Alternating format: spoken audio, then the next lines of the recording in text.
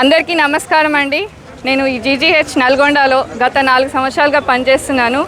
ఇక్కడ చాలా problems face చేస్తున్నారు నర్సింగ్ ఆఫీసర్స్. బేసిక్ చాలా ఎక్కువగా ఫీమేల్ నర్సింగ్ ఆఫీసర్స్, దాదాపు 80% ఫీమేల్ నర్సింగ్ ఆఫీసర్స్ ఇక్కడ పనిచేయడం జరుగుతుంది. వీళ్ళకి కనీస బేసిక్ నీడ్స్ ప్రొవైడ్ చేయడంలో అడ్మినిస్ట్రేషన్ విపరీతం ఫెయిల్యూర్కి గురైంది. వాటర్ మెయిన్గా వాటర్ ప్రొవైడ్ చేయరు, వాష్రూమ్స్ ఉండవు, డ్రెస్ చేంజింగ్ రూమ్స్ ఉండవు, సెక్యూరిటీ ఉండదు, మిడ్ నైట్లోని శానిటేషన్ డిపార్ట్మెంట్ ప్రాపర్గా ఉండదు. అన్నిటికీ రెస్పాన్సిబిలిటీ మళ్ళీ నర్సింగ్ ఆఫీసర్స్ పైనే. ఆ కారణాలను చూపిస్తూ ఈ నెలలోని 14 మందికి ఫీమేల్ నర్సింగ్ ఆఫీసర్స్కి మెమోలు ఇవ్వడం చాలా దారుణకరమైన విషయము. ప్రధానంగా మా deputy medical superintendent doctor Nagesh sir చాలా నర్సింగ్ ఆఫీసర్స్ పైన చాలా కక్కసు వెళ్ళగక్కుతున్నారు. అన్నిటికీ ఒక సెక్యూరిటీ లోపం ఉంటే దానికి నర్సింగ్ ఆఫీసరే కారణం, పారిశుద్ధ్యం లోపం ఉంటే నర్సింగ్ ఆఫీసర్ కారణం.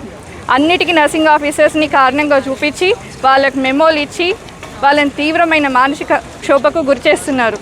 ఈ విధమైన వైఖరిని అతను మార్చుకోవాలని మేమందరం కోరుకుంటున్నాం. అయితే మహిళల పట్ల దురుసుగా మాట్లాడడం నర్సింగ్ డిపార్ట్మెంట్ అనే ఆరోపణలు చేస్తున్నారు. అవునండి, అన్పార్లమెంటరీ లాంగ్వేజ్, వే అని పదాలు, ఇంకా బలిచింది, ఇలాంటి పదాలు మాకు చెప్తారు. పేషెంట్స్తో ప్రేమగా ఉండండి, మరి ఎంప్లాయీస్తో ఎందుకండి ప్రేమగా ఉండరు? వాళ్ళు ఎంప్లాయీస్ కనిపించట్లేదా కళ్ళకి?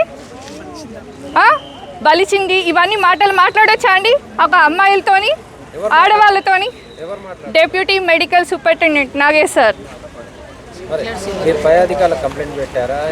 చెప్పామండి, ఎక్కడ చెప్పుకుంటారో చెప్పుకోండి అన్నట్టు ఉంది వాళ్ళ వైఖరి.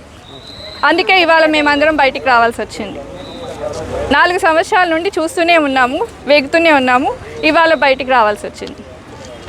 We want justice! We want justice! We want justice! We want justice!